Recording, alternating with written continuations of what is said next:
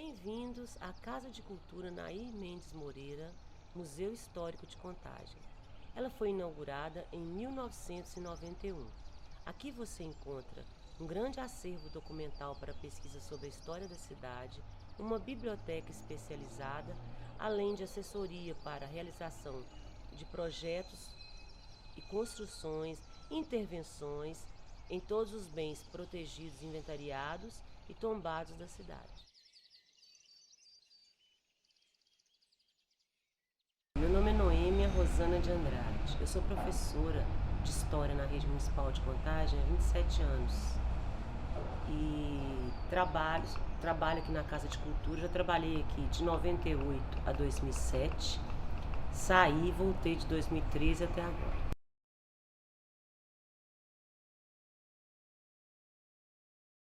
Essa casa, esse espaço aqui, ele foi inaugurado em 1991 como Casa de Cultura Nair Mendes Moreira. Nesse momento, foi assim uma ação da prefeitura, na época, de criar um órgão gestor que pensasse as políticas públicas de cultura da cidade. Ainda não existia o Centro Cultural Prefeito Francisco Firmo de Matos Filho. Então ela foi inaugurada em agosto de 91 com uma equipe pequena, mas que era formada por artistas plásticos, por atores, historiadores. E a partir daí ela passou a desempenhar um papel na cidade, que era um papel assim, de ser um espaço de reuniões, de ser um espaço para exposições artísticas, de ser um espaço para pesquisa e visitação escolar. Essa equipe de pesquisa que existia aqui, que era, nesse momento era formada por 3 professores de história, entre eles a Júlia Carolina da Cunha, a Lilian Leila Tárcia, elas começaram a fazer um trabalho aqui voltado para a pesquisa da história da cidade. E a partir daí foi se formando um grande acervo documental aqui, que nós temos aqui guardado.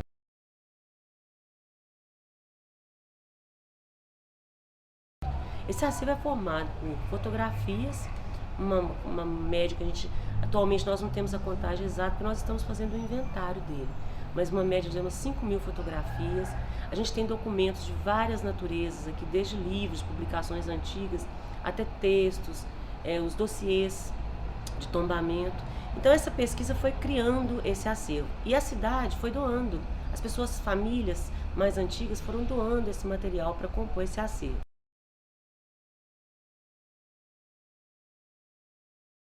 A partir da criação da lei Robin Hood, que é a lei Minas por Minas, e do ICMS cultural, Contagem passou a cumprir determinadas exigências que o Estado fazia para que houvesse pontuação e repasse de verba.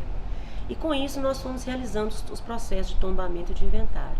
Hoje Contagem tem 13 bens tombados, que são protegidos, por lei, e todos esses processos de tombamento estão aqui na casa, e além de centenas de bens inventariados espalhados por todas as regiões da cidade.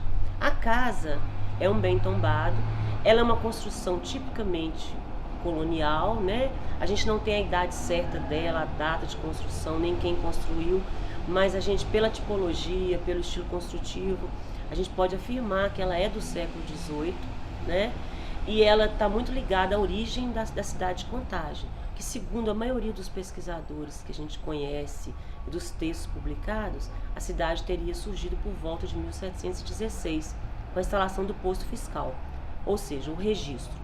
Como essa casa é um dos poucos exemplares que sobrou daquela época, ela passou para o imaginário da cidade como sendo a casa do registro.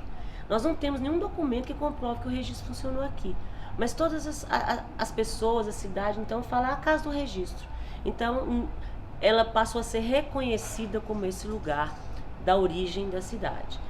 Com esse trabalho todo de pesquisa, de atendimento à escola, educação patrimonial, ela foi reconhecida pelo IPHAN, em 2008, como um museu histórico, pelo papel que ela desempenha, pelo trabalho que ela realiza, ela foi reconhecida. Então o nome dela hoje é Casa de Cultura Nair Mendes Moreira, Museu Histórico de Contagem.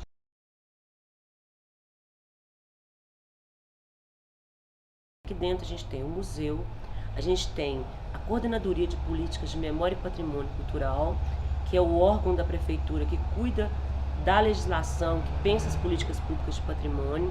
A gente tem aqui também a Casa de Cultura, que é o local que atende a grupos sociais, a pessoas que querem realizar algum tipo de evento e que gostam de que seja no museu, porque querendo ou não ele tem um papel, um status na cidade, né? Ele é o museu histórico.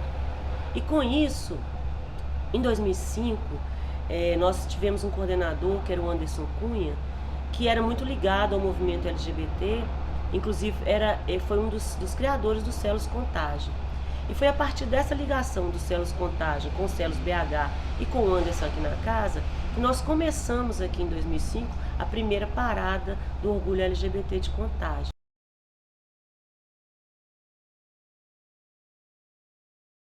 E foi tudo assim, como era tudo pela primeira vez, era tudo muito difícil. Então, eu me lembro das discussões assim, no primeiro não tinha verba para fazer a parada, né? Não tinha apoio, muito apoio. Depois que a prefeitura percebeu que realmente ia acontecer e que estava para acontecer, a prefeitura então resolveu apoiar. E foi muita luta, porque a primeira reunião com o Comovec, por exemplo, para discutir as questões da parada, tudo era novo. Eu me lembro que a gente lavou a bandeira aqui nesse passeio em frente à Casa de Cultura. Ela estava emprestada, estava muito suja, estava rasgada, aí trouxemos para cá, lavamos, costuramos. E aí começamos a pensar na camiseta que seria vendida para reverter em verba para pagar as dívidas da parada, né? E aí eu participei diretamente da primeira, da segunda e da terceira, né? Depois eu saí daqui, me afastei, né, do movimento da parada gay. Mas participei também da mostra de filmes que acontecia, porque o interessante da parada de Contagem, que eu acho que muitas depois seguiram, é que ela não é simplesmente aquele ato político do dia, né? Sempre tem um debate, tem vários debates. Tinha mostra de filmes, né, que acho que continua tendo. Então eram filmes comentados. Eu lembro que na época teve um ano que eu comentei o filme O Jardineiro Fiel, que aborda todos os tipos de discriminação, né? Não é só a questão LGBT. Então, assim, a gente via naquele movimento não só como muita gente acha, né, que a parada é um carnaval, é uma festa, né? A gente via naquele movimento, um movimento político que ele era e o papel que ele teria na cidade, né, de fazer abertura para discutir esses assuntos. E de lá para cá houve um avanço nessa discussão, né? Eu acho que até mundial, não é só Contagem, não. Porque as pessoas agora, elas não têm como falar que não querem saber, porque as coisas estão acontecendo, estão aí na rua, né? E a Casa de Cultura continuou sendo um ponto de referência para o movimento LGBT de Contagem, vamos dizer assim, esse formal, porque todos os prêmios, todos os anos que acontece a premiação dos amigos, né, dos Celos Contagem, as homenagens que são feitas, todas eles procuram o Museu Histórico. E isso para nós é muito legal, porque esse é o papel do museu, né? Ele tem que ser, antes de mais nada, um espaço inclusivo. Então, para nós é muito importante que esse movimento continue tendo esse lugar aqui como referência.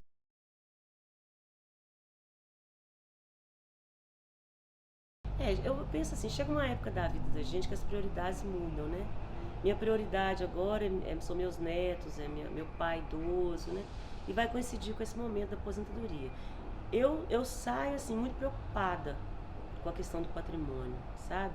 Porque não é um problema de Contagem, né? O patrimônio ele é visto como supérfluo, como uma política menos importante, acho que no mundo inteiro, né? Não sei.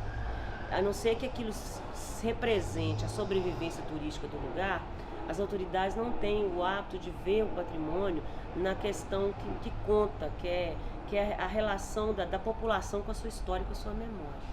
Então eu saio agora, depois de 17 anos dedicados ao patrimônio, eu saio preocupada com a situação do patrimônio de modo geral. Mas acreditando também que essa discussão, como ela é considerada relativamente recente no Brasil, né? Aqui em Contagem, então, mais ainda, eu acho que vai chegar um ponto que essa nova geração, essas pessoas que estão vindo agora, elas vão perceber que esse assunto, elas vão sentir a importância desse assunto, que a questão fazer um prédio, investir na educação, investir na saúde, tudo isso é importantíssimo. Mas se você não investir no patrimônio, você não está investindo naquilo que as pessoas consideram importante, tem a ver com a identidade delas, é o que dá a elas motivo para respeitar uma cidade, para trabalhar por uma cidade, né? É exatamente essa relação que ela tem. Então eu saio assim, uma sensação de que eu fiz o que foi possível fazer, né? Dentro das limitações do poder público que ele impõe para gente que trabalha aqui. De certa forma, tudo não está ligado só à verba, né? Está ligado ao próprio pensamento político de cada gestão que entra. E olha que eu passei por 4 gestões diferentes. Comecei com o PMDB, passei pelo PSDB, passei pelo PT, estou chegando no PCdoB e acho que todas essas administrações, todos esses partidos têm muito ainda que fazer pelo patrimônio.